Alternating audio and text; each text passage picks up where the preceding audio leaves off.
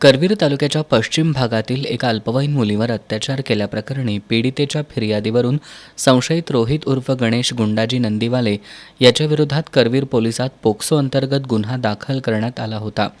करवीर पोलिसांनी या प्रकरणी संशयित रोहित उर्फ गणेश नंदीवाले याला गुरुवारी ताब्यात घेऊन सायंकाळी वैद्यकीय तपासणीसाठी छत्रपती प्रमिलाराजे सर्वोपचार रुग्णालयात आणलं होतं. यावेळी बंदोबस्तावर असलेल्या पोलिसांना लघुशंकेसाठी जातो असं सांगून नंदीवाले यानं CPRमधून पलायन केलं होतं. मात्र पोलिसांनी ही घटना दाबून ठेवली होती.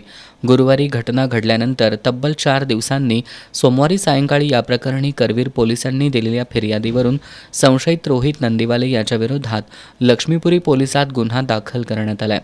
संशयित अद्याप सापडला नसून पोलीस त्याचा शोध घेत आहेत.